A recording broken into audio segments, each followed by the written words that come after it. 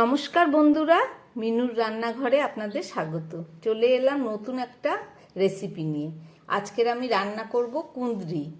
এই যে বাজার থেকে কিনে এনেছি কুঁদরি, এগুলোকে ভালো করে ধুয়ে নিয়েছি আর সঙ্গে নিয়েছি আলু, পেঁয়াজ, টমেটো আর কাঁচা লঙ্কা। এছাড়া অন্যান্য আরও উপকরণ লাগবে, সেগুলো দিয়ে দারুণ স্বাদের একটা সবজি রান্না করে আপনাদের দেখাবো। তাহলে চলুন, প্রথমে এগুলোকে আমি ভালো করে কেটে নিই, তারপরে ফেরত এসে আবার রান্না করে আপনাদের দেখাচ্ছি। সমস্ত সবজিগুলো আমার কাটা হয়ে গেছে। এই যে দেখুন, আমি এইভাবে এই কুঁদরিগুলোকে কেটে নিয়েছি আর সঙ্গে নিয়েছি কিছুটা আলুগুলোকে এইভাবে কেটে নিয়েছি। আর আছে আদা, কাঁচা লঙ্কা, এছাড়া আছে পেঁয়াজ, টমেটো, আর ঘরে কিছুটা চিংড়ি মাছ ছিল, সেইটাকেও ভালো করে কেটে পরিষ্কার করে নিয়েছি। কারণ এর আগে আমি যখন কুঁদরির তরকারিটা খেয়েছি সেটা কিন্তু চিংড়ি মাছেরই ছিল, সেই কারণে আমি আজকের এই রেসিপিটা এই চিংড়ি মাছ দিয়েই করছি। তাহলে চলুন শুরু করি।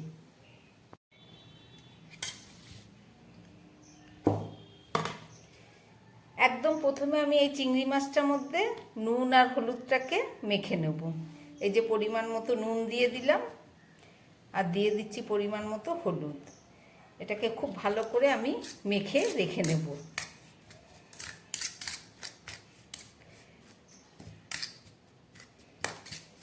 আমার মাখা হয়ে গেল, এবার চলুন রান্নাটাকে শুরু করে দিই। কুঁদরির তরকারি রান্না করার জন্য আমি একটা কড়াই বসিয়ে দিয়েছি, দিয়ে দিলাম তাতে কিছুটা সাদা তেল।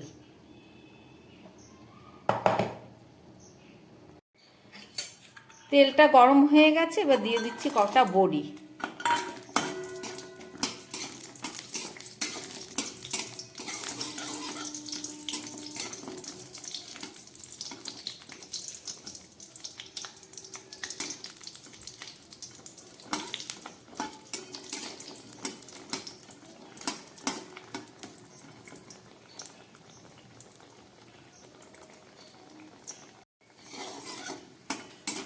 বড়িগুলো ভাজা হয়ে গেছে, এবার আমি এগুলোকে তুলে ফেলছি। এই তেলের মধ্যে আমি চিংড়ি মাছটাকে ভেজে নেব।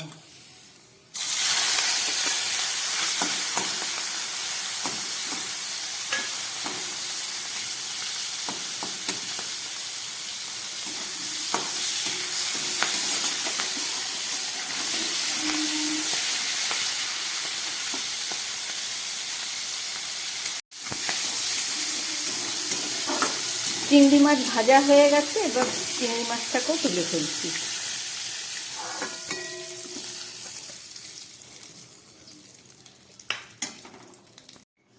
এই চিংড়ি মাছ ভাজার তেলের মধ্যে আমি কিছুটা সর্ষের তেল দিয়ে দিচ্ছি।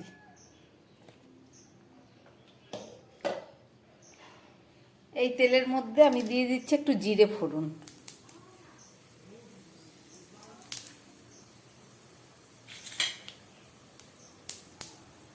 এবার দিয়ে দিচ্ছি পেঁয়াজ।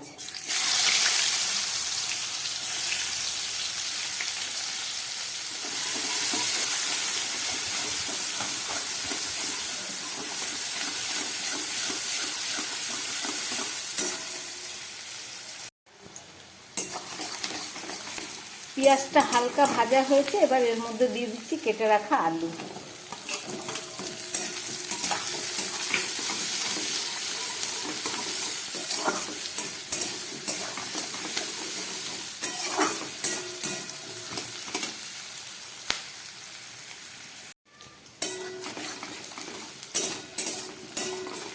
আলুটা অনেকটা ভাজা হয়ে গেছে, এবার দিয়ে দিচ্ছি এই কেটে রাখা কুঁদরি।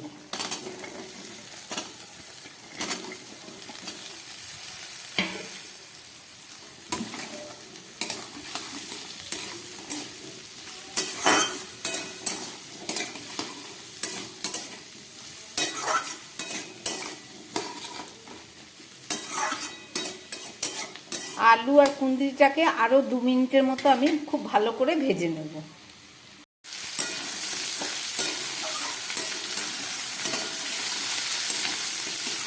আলু পেঁয়াজটা অনেকটাই ভাজা হয়ে গেল, এবার দিয়ে দিচ্ছি পরিমাণ মতো নুন। এতক্ষণ নুন মশলা কিছুই দেয়া হয়নি। আর দিয়ে দিচ্ছি হলুদ।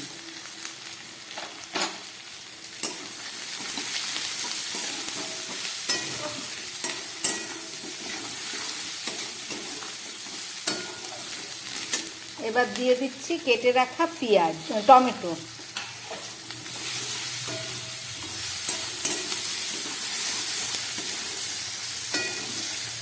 এবার দিয়ে দিচ্ছি আদা বাটা,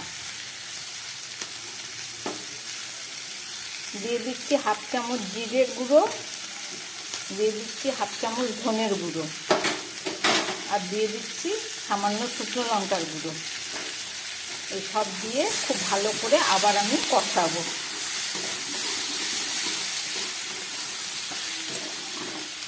গ্যাসটা একদম কম করে দিলাম, তা না হলে মশলাগুলো পুড়ে যাবে।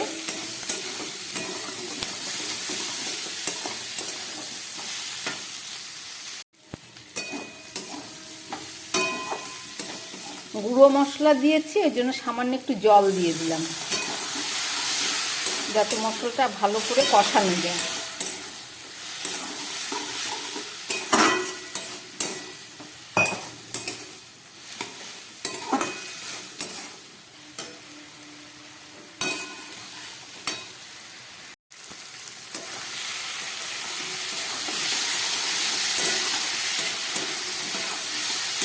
খুব সুন্দর কষানো হয়ে গেছে, একটা গন্ধ বেরিয়েছে, মশলাটা ভাজা হয়ে গেছে।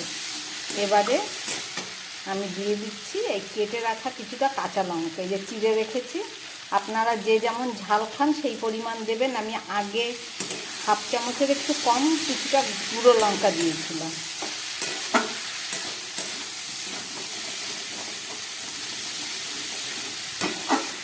মশলাটা আমার খুব ভালো করে কষানো হয়ে গেছে।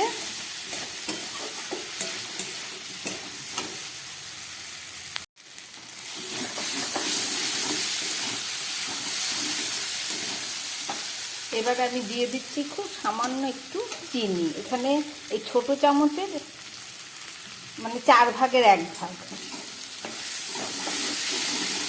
একটু চিনি দিলে তরকারিটা একটু মিষ্টি মিষ্টি লাগে, হালকা, খুব ভালো লাগে। সমস্ত সবজি প্রায় হাফের বেশি সিদ্ধ হয়ে গেছে। এবার আমি দিয়ে দিচ্ছি জল।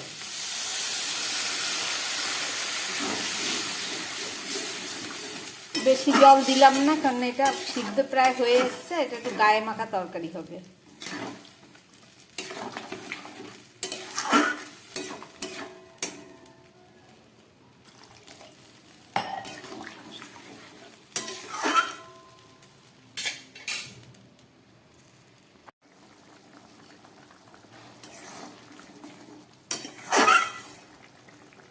তরকারিটা ফুটে উঠেছে। এবারে আমি এর মধ্যে দিয়ে দিচ্ছি এই ভেজে রাখা চিংড়ি মাছ।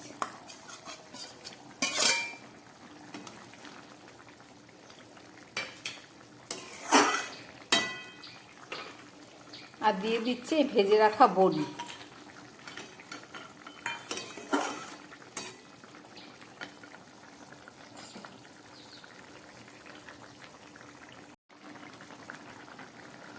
ঝোলটা একদম ফুটে উঠেছে।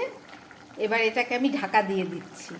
গ্যাসটা কম করে 4 থেকে 5 মিনিট রান্না করব, যাতে জলটা একদম শুকিয়ে যায় এবং সবজিগুলোও সিদ্ধ হয়ে যায়। প্রায় 4-5 মিনিট পরে গ্যাস কমিয়ে রান্না করতে দিয়েছিলাম, ফেরত আসলাম।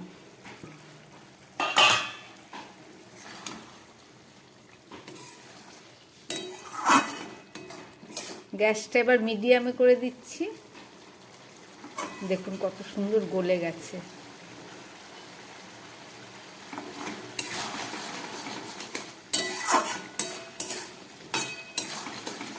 সমস্ত সবজি সিদ্ধ হয়ে গেছে। আমার রান্নাটা পুরো রেডি।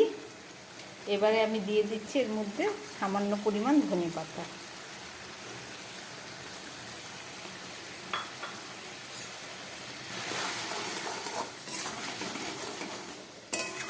তরকারিতে একটু গায়ে মাখাই হয়। এবার আমি গ্যাসটা বন্ধ করে দিচ্ছি। রান্নাটা আমার পুরো রেডি হয়ে গেছে।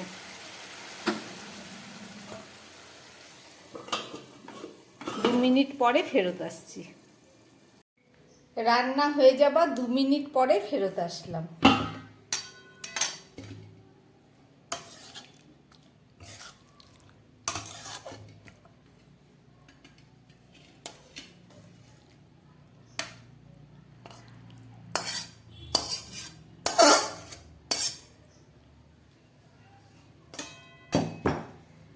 রান্না করলাম কুঁদরি বড়ি চিংড়ি মাছ দিয়ে। রেসিপিটা আপনারা দেখলেন। এই তরকারি গরম ভাতে খেতে দারুণ সুস্বাদ। যদি ভালো লাগে আমার বানানো এই রেসিপি, তাহলে আমার চ্যানেলটাকে লাইক করবেন এবং সাবস্ক্রাইব করবেন, যাতে আমি আবার নতুন ভিডিও নিয়ে আসতে পারি। নমস্কার, সবাই সুস্থ থাকবেন, ভালো থাকবেন।